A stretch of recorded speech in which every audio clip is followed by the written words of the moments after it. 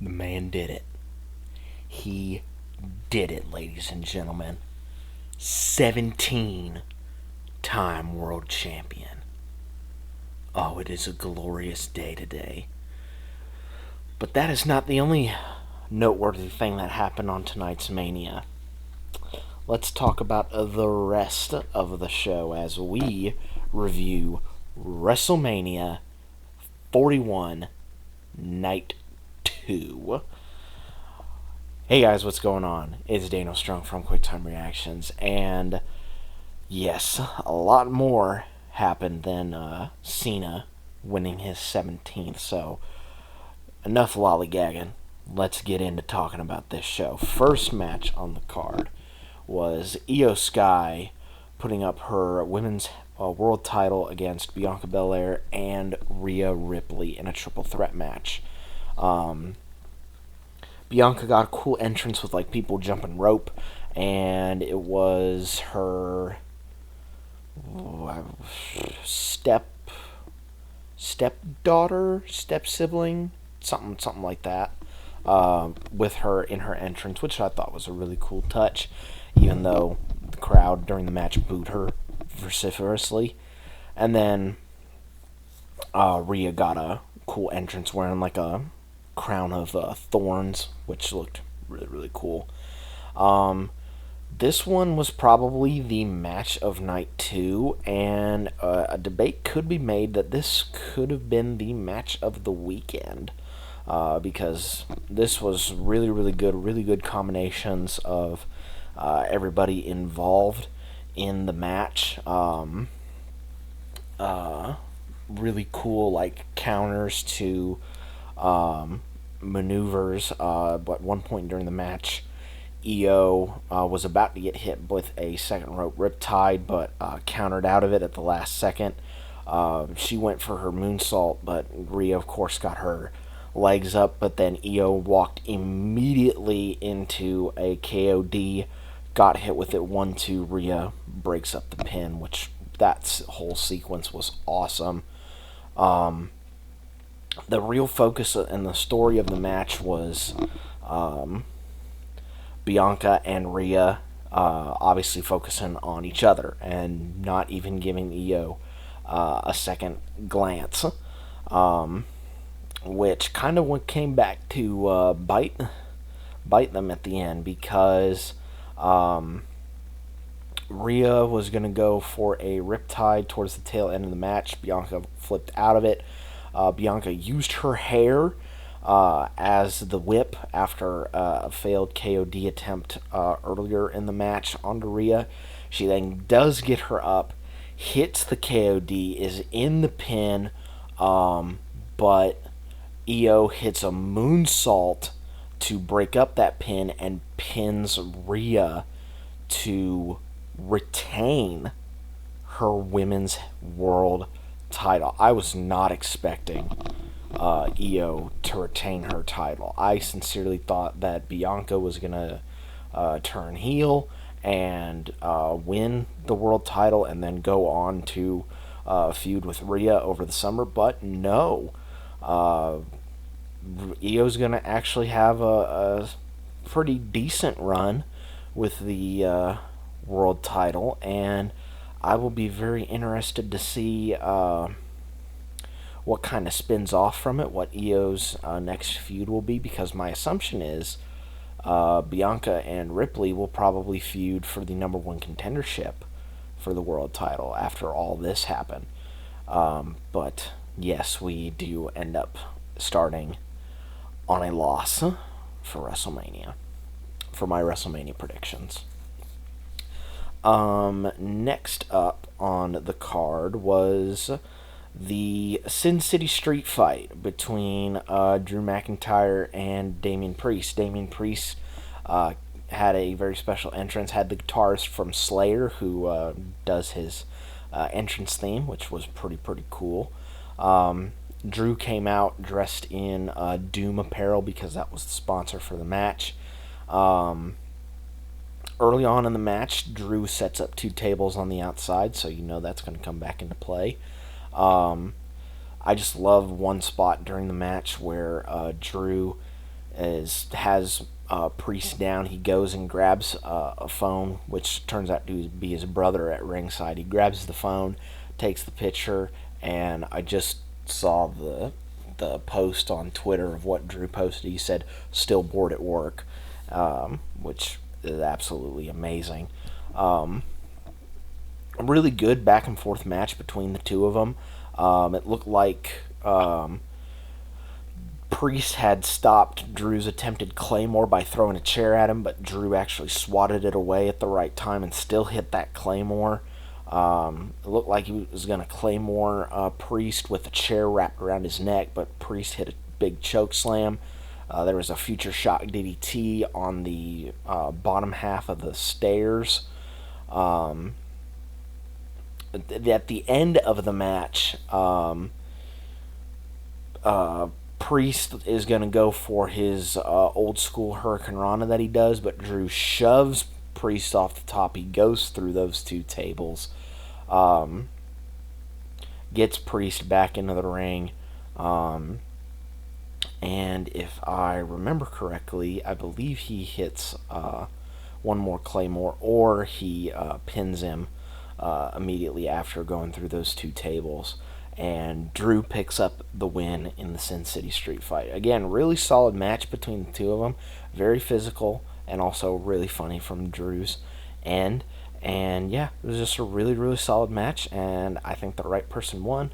And that puts me 1 on the win column for WrestleMania.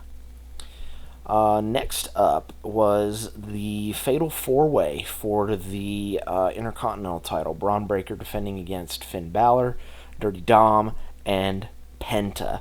Penta coming out with a stylized WrestleMania jacket, which looked really, really cool. Dirty Dom coming out with a all-white mask that is kind of modeled after his dad's, and when he comes out and makes his entrance, he struggles getting the mask off, which I found pretty funny. Balor came out in an all like yellow with like black text mask that was basically just a bag, and he pulled it off pretty easily. And then Breaker comes out, still being, the badass that he is. This was a really, really good match. I would say this is probably the second best match of the night. You could make the argument that it was probably the best match of night 2. We'll see what that debate ends up being tomorrow. But yeah, it was a really fun match. Breaker, of course, did his thing. Penta did his thing. Hit the sacrifice on Balor pretty early on in the match. Of course, Finn and Dom worked together until Dom saw his opening and drop kicked Balor into the ropes. Went for a 619, but Balor caught it. And after that, they were not on the same page. Towards the tail end of the match, Penta hit a Mexican Destroyer on Dom. It looked like he was going to get the win, but Carlito, who was at ringside, pulled Penta out of the pin and took care of him. Brought him over to the main announce table, but what Carlito didn't notice it was Braun was on the Spanish announce table, and Braun ran across the Spanish announce table, leapt the gap between the Spanish announce table and the regular announce table, leapt that gap and speared Carlito through the table. Carlito is now dead for the second time in a short span of weeks. My assumption is we'll get the funeral details relatively soon because, he's once again dead. Breaker gets Penta back in the ring. He hits his super spear on Penta, but Dom drop kicks him into position for the 619, hits the 619, goes up top for the frog splash, but Balor cuts him off. Balor hits the sling blade, shotgun drop kick into the corner, and actually does hit the coup de grace on Breaker, goes for the pin, but Dom hits a frog splash and he pins Balor to win the Intercontinental Championship, which I think was the right decision. If I had to pick a second best decision, I would say Penta. Like I had said in my fantasy booking video, that I think Penta probably should win it because he just deserves all the singles titles. But I'm also very happy that Dominic Mysterio is also getting a chance to flourish as a single star, and maybe potentially this will lead to him having a bit of a babyface run with that IC title. And yeah, I think the right man won in this instance, and that puts me 2 in the wins on my WrestleMania predictions. Up next, we had Randy Orton's Open Challenge for WrestleMania. Of course, Orton makes his entrance, soaking in all of the fans singing his entrance theme, and he basically says, look, 20 years ago I made my WrestleMania debut, and, we're celebrating 20 years of me in the company. I don't care who comes down there, they're going to fall to the 3 most dangerous letters in WWE, RKO. And, I was expecting, maybe like a Rusev or maybe somebody from NXT, like maybe Javon Evans, like I said in my fantasy booking video. But the other option that I posed in my fantasy booking video, I did not think they would do it for this match, because somebody obviously said his name and he appeared. Joe Hendry, the TNA World Champion, answered Randy Orton's Open Challenge. Now, I must say a funny story about this match is that both my parents had never seen Joe Hendry wrestle, so this was their first time actually seeing him. My dad, I think both of them warmed up to him by the end of the match.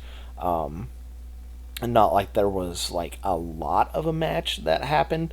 Like Hendry did get a few of his moves in, got a few strikes, did hit a freak of nature fallaway slam. Did look like he was going to go for his choke slam, but of course Randy stopped all that. Hit all the classics. His big comeback with the power slam, the DDT. Looked like he was going to go for the RKO, but Hendry blocked it and hit that freak of nature fallaway slam. Like I said, did a kip up, did his thing where he turns to the camera and he smiles, and it's got the really tight shot of him smiling, and then you just see Orton come in, hit an RKO out of nowhere. 1, 2, 3. Randy Orton beats Joe Hendry at WrestleMania. Now, I have seen, just in the short time span between the end of WrestleMania and then me recording this review, a lot of differing opinions about this. Now, of course, he showed up at the Royal Rumble, and many people were pissed off about that, is because he didn't last that long and he got thrown out relatively early. But need I remind you, he got eliminated by Roman Reigns, and if anybody is going to eliminate the TNA World Champion, it might as well be one of the top guys in the company. So I didn't mind it when I saw it live. I was like, at least he got eliminated by Roman. Like, that's a plus. And, to have your WrestleMania debut match be against Randy Orton, you got to, shine and show off your character. Granted, you did lose, but still, you got to shine. You got to show off your character. You got a really big WrestleMania moment. Not even to mention the fact that you got hit with 2 RKOs. Of course, Randy did show him some respect afterwards, but still hit him with an RKO again. And he did your taunt. Randy Orton stood, with his back to the hard cam, looked at the crowd and was like, all right, I'll do it. And so he, did the turnaround, but also did the Randy Orton pose. So if I'm Joe Hendry, and if one of the biggest stars of the last 20 years is doing my taunt at WrestleMania, I wouldn't class that as being buried, at least in my perspective. So I think this was a really cool way to, show off TNA. I really enjoyed it. It was a nice little change of pace between, everything else that was going on the show. So I enjoyed it, and would it have been cool to see Joe Hendry win it? Yeah, but I think the right guy won it. And when it was originally Randy versus Kevin Owens, I was going to have Randy Orton win the match, so I'm going to count this 3 wins in my predictions. Moving on now to AJ Styles versus Logan Paul. Logan Paul came out with it was either a GoPro or an actual camera that he had with him, and then of course AJ gets the big pyro entrance with the hotel set, which looked really, really cool. These guys had really good chemistry between each other. I hate to admit every single time I see Logan Paul wrestle, but he's just really good. He's just good at what he does. I know he's a YouTuber and he's also, a bit of a prick, but still, he's good at what he's good at what he does. He hits some good buckshot. He understands match psychology, and he gets what needs to be done in the ropes, and it makes me mad and it makes me happy all at the exact same time. It's beautiful. Really good back and forth stuff between them. At one point, Logan Paul hits a Styles Clash, but then AJ gets right back up immediately and hits a Styles Clash on Logan Paul. I thought that was pretty cool. Finish of the match sees Jeff, one of Logan Paul's little cronies, try and give Logan Paul the brass knucks that he's used time and time again, but who's there to stop him but Karrion Kross. Kross stops Jeff from giving the brass knucks to Logan Paul, shoves Jeff aside, or actually AJ gets out of the ring and shoves Jeff aside, and Kross tells him, look, it's between you and him, but I implore you, use these brass knuckles against him. Just use those brass knuckles against him. Just bah, right there. And AJ Styles vehemently denies that, hits a strike on Kross. Looks like he's going to go for a phenomenal forearm, but Logan Paul ducks it, hits that one lucky punch, and then hits the pulverizer to win the match.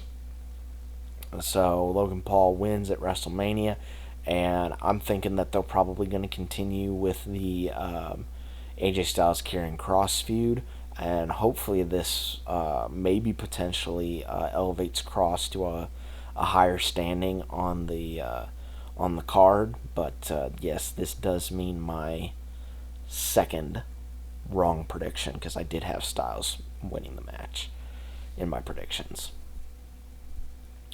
Moving on now, we have Liv Morgan and Raquel Rodriguez defending their women's tag titles against Lyra Valkyria and a mystery partner. Of course, what happened last night was that Bayley got attacked backstage, and so, Lyra is left without a partner, and so she's got a mystery partner. Liv and Raquel came out with matching red gear, which I thought was pretty cool. Lyra comes out with, all white gear and wings, a slip-on wing sleeves, which looked really, really cool. And who is the mystery partner going to be? It is, of course, obviously the man, Becky Lynch, making her return, which is a nice bit of continuity, because it was Liv that kind of, pushed Becky out of the company. She did beat her for the world title at, what was it? Night of Champions in Saudi Arabia a couple years back. And then after the steel cage match, Becky took time off. But now she is back. Um, a really good chemistry between all four ladies in this matchup. Of course, the big thing in this match was isolating Lyra before Becky, of course, gets the hot tag. Um, hot tag is running wild. The end of the match sees Liv actually hit the Oblivion, and 1-2 Lyra breaks up the pinfall in that. She goes to hit a dive on Raquel to the outside. Raquel stops her, but Lyra still has her momentum, and she hits a spin out DDT on the outside. Liv sees all that happen. She goes for a clothesline on Becky, but Becky, of course, catches her into the manhandle slam and pins Liv to win the women's tag titles for her and Lyra. And Lyra is now a double champ. She's now women's intercontinental champ and also women's tag team champ. So, really cool thing for Lyra to get to do.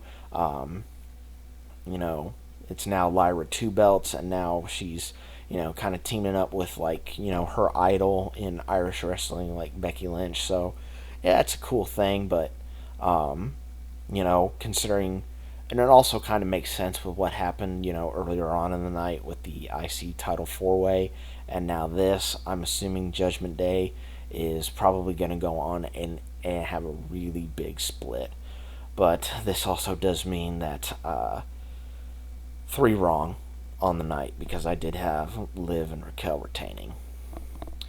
Which brings us to the main event. Oh, before that, much like how they brought out Shawn Michaels last night for the big attendance unveiling, they brought out Stone Cold, and he came out on an ATV, and one of the things that I immediately clocked was he was really whipping that thing around ringside, and I remember saying it out loud. I'm like, he's got to be like a little careful, because he could, whip that thing into the barricade. And sure enough, not even like 5 seconds after I said that, he whipped that thing into the barricade, and I was just like, great. Now there's going to be a lawsuit. That's going to be fantastic. WrestleMania Sunday's attendance is over 63,000. I believe the number was 63,226, leading to a combined attendance of over 124,000 people attending both nights of WrestleMania. And Austin, of course, has a beer bash in the ring and then walks up the ramp, because he should not drive that ATV now, because he's drank all that alcohol. And plus, he crashed it into the barricade while he was sober. So, all that stuff. But now we get into the main event. Cody Rhodes defending his undisputed WWE title against John Cena. I loved Cena's entrance. It was just his name against a black background, and that was it. Because you remember all of Cena's entrances. He had the choir for Mania 26. He had the Marine Sergeants for 20, or he had the choir for 27, the Marine Sergeants for 26, the Army of Cenas in 25, the Gangster one in 21, him driving the Mustang in 23.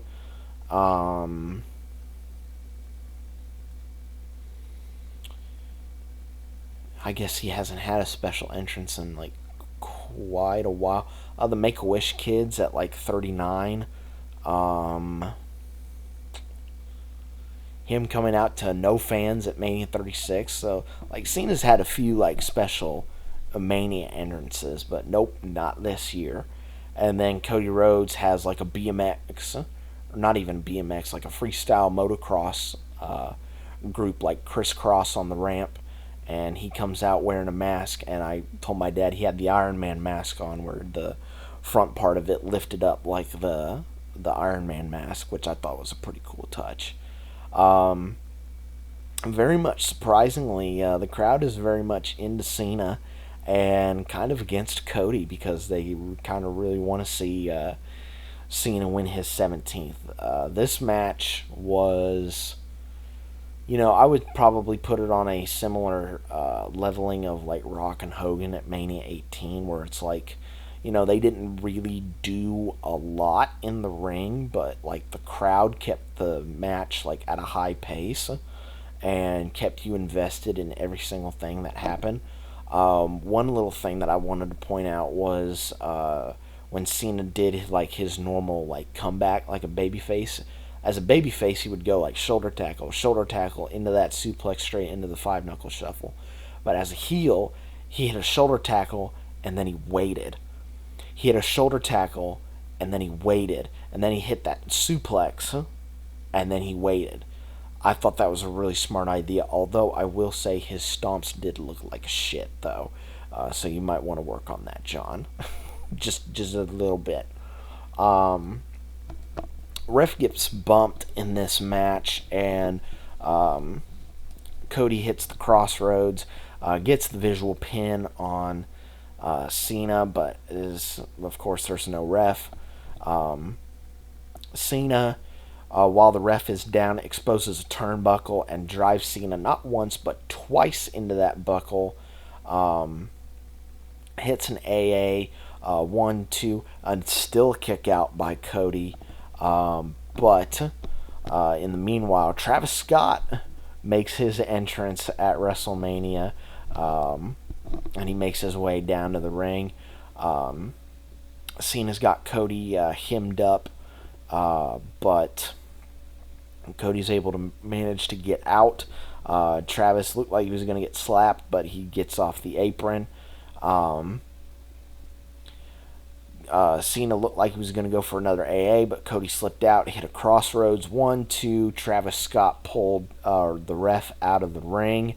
Cody, now really mad, goads Travis Scott to get into the ring. Travis does, impressively leaping over the top rope, I might add. Goes to slap Cody again, but it does not work. Travis Scott takes a crossroads and sells it pretty good, I might add. Cody pushes him out of the ring, but Cena, while all that was happening, went to the outside and grabbed the title. Looked like he was going to go for a belt shot, but Cody stopped him. Cena kind of begged off for a little bit, like, Cody, you don't want to do this, you don't want to do this. Cody thought about it, but all that time cost him as John kicked him right in the balls, grabbed the title, and hit a belt shot on Cody. Got rid of the evidence, got the referee, Chad Patton, to get back into the ring. 1, 2, 3. The match did not end in an AA, but it ended in a belt shot as Cena surpasses Ric Flair to win his 17th World Championship. Now, obviously, I got that prediction correct. That ends me with 4-3, same as last night, 4-3 in my predictions, which totals to 8-6 over the weekend. But I do think this was the right decision. Having Cena, break Flair's record and have him be cemented as the greatest of all time, especially now that he is a heel, it writes itself. And like I've said, time and time again on the channel, I don't think Cena will have a particularly long reign with the belt. At the most, he'll probably drop it at SummerSlam. But I'm very excited to see, what happens with this title reign, and, kind of what happens throughout the coming weeks and months for this title reign. It will be very interesting to see what happens. Now, let us officially rank this Mania in terms of, the other ones that I've seen. Now, to clarify, I was a fan by the time Mania 31 came around, but I did not watch Mania 31 live. My first actual live Mania was Mania 32, and so we started off hot. But I would say, like, the Manias that I have watched, some of my favorites are like 39, 40. I have a soft spot for 33 because that was really, really fun to watch live. 36 also has a soft spot because, that was, what I needed during that time, and it was, really, really fun to kind of like take your mind off of, the world burning at that point. So that was a fun Mania. And then, of course, like the lower ones, I would say, 32, 34. 35 is like a good show, but it's too long. Um, and then you have like your middle ones, like 37 and 38, where it's like, some good and some bad. Um, and I would say this one is upper mid, almost cracking the really good Manias that I've seen as my time as a fan. Like, it's a solid show. Lots of good matches, lots of good results. Some predictable winners, but also some surprising winners as well. But yeah, this was just like a really, really solid Mania this year. Not like the one that was, last year where there was like, all this intrigue going into it. It was just like, okay build led to an okay Mania. And sometimes you just need a solid show sometimes. Now, it's WrestleMania and people are like, you should expect more out of WrestleMania, but, at least it's not like, 9 or 11 or, 25 in which, people are like, oh, this is boring other than like one or two things. There was more than like one or two things that you can point at like, hey, that's cool. Or that was a really good match. Like the other ones I said, you can't really do that. So I'd say this is a solid Mania. But yes, that pretty much ends my WrestleMania coverage, even though it kind of like trickles a little bit in the coming week, because tomorrow I will bring you guys the Last of Us Episode 2 reaction, as well as Andor kicks off this week with them dropping the first 3 episodes. So expect reviews for that on the channel in the coming days as well. But that is it for my WrestleMania 41 coverage. I hope you guys had a really good Easter and a really good WrestleMania weekend. But until my next wrestling review, guys, stay safe out there, and I will catch you next time.